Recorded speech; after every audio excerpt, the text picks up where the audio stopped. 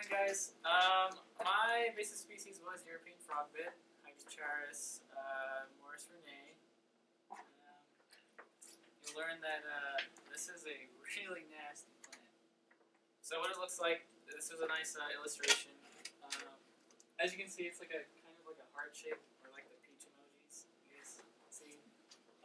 But like it's the size of like a silver dollar. So like if you were to put your index finger with your thumb and make a circle, it's around that size. And sometimes, like whenever the temperature starts to get a little warmer, there's like these little flowers that'll start to pop out. They're really nice, little tiny white flowers. 3 petals and like a yellow little inside. So how do they reproduce? So with the flowers, they're like there's male and female flowers, and like other flowers, they'll reproduce with like a, I don't know, wind will take them, or like a fly will buzz around and like take the nectar, because it produces sweet nectar.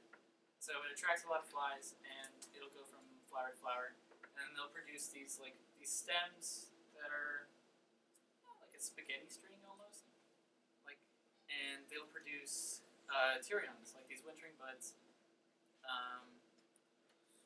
And over time, whenever it starts to get a little warmer, these tyrions will like break off, and they'll like, I wrote that sinking feeling because they'll sink and they'll stay dormant for a while. I'll get to that later. Yeah. So where do they come from? So these were introduced accidentally. These are a really cool plant for like aquariums and stuff, and people probably thought it was a good idea to put them in aquariums. But someone probably decided that they didn't want their aquariums anymore, or they just wanted to, I don't know, get rid of everything. So they just dumped it into Lake Superior, and they found like the first traces of it like reproducing was in 1972. It comes from Europe. A lot of it was from Scandinavia, but it's actually kind of lost a lot of population in Scandinavia, which is, it's from Europe and it's not doing well, but it's great here in America. So, go USA. It spreads by like what Maddie said with the Eurasian water milfoil. If we aren't safe with cleaning off our boats and waterplanes, it'll just spread like a wildfire. But yeah. So why is it such an issue? As you can see from this photo, it reproduces so many at once. Like it can create these giant dense mats that it's super hard to navigate through with canoe or kayak. What this does is it creates a barrier for like sunlight to like penetrate through the water, and it increases the amount of like reproductivity for this plant. So like if there's no sunlight, like a lot of free floating plants, I guess, block, that means that this plant can just head into that territory, and no other plants can get there because there's no sunlight. It blocks these giant mats. Like, I've worked with frogbit before over the summer. Cough, cough. So this is a USGS map that was lastly updated in 2019. As you can see, it's all around the Great Lakes. But like, then I went to a DEC, and they said it's in Washington somehow. They suspected it was like from like a water plane flying that was not clean at all,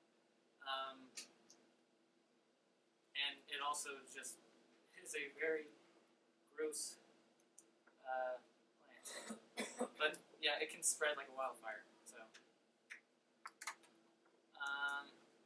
as I said before, like densely tangled mats. One of the other issues it has is like sometimes animals like types of like we had issues with ducklings. They were getting stuck in the mats. Ducklings.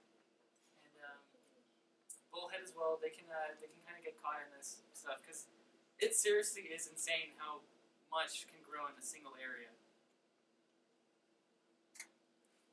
So the impact. it can also impact like water flow.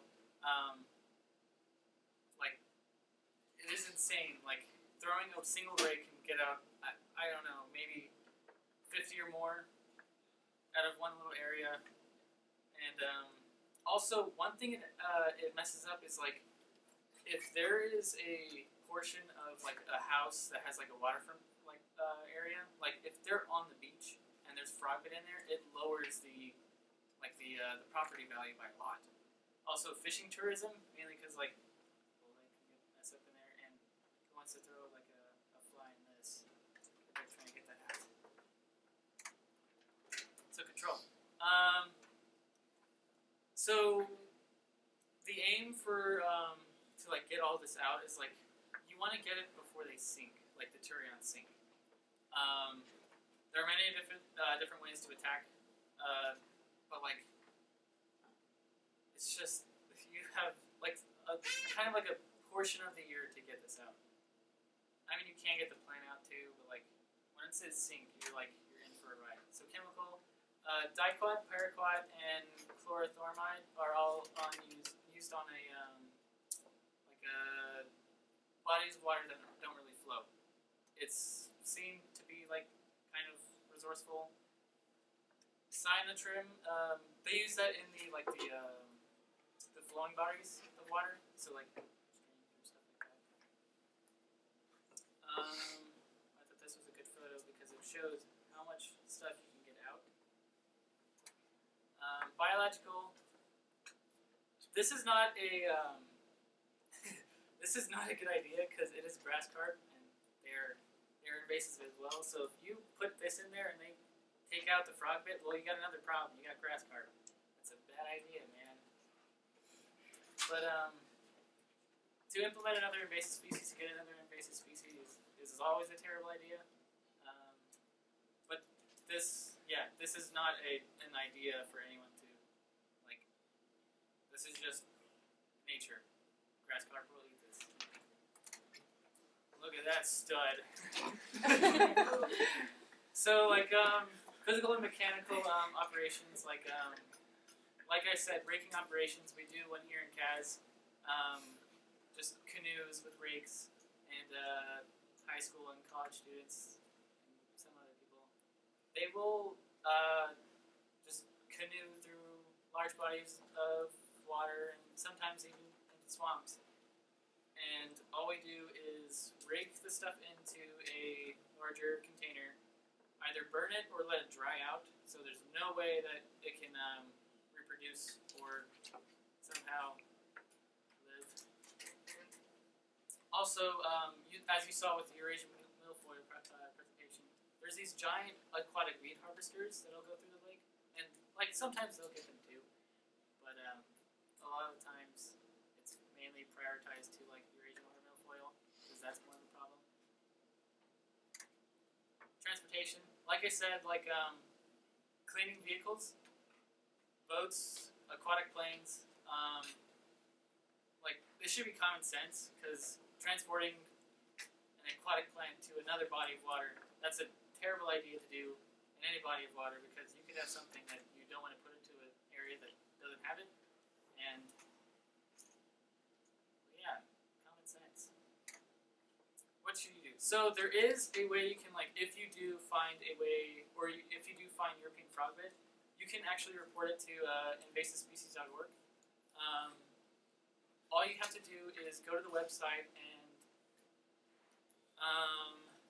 they ask you what invasive species you found, what's your zip code, what's the body of water or wherever you found it, and it's a description. And it's just a really simple idea. They go through a bunch of experts, and sometimes they get a hold of local colleges.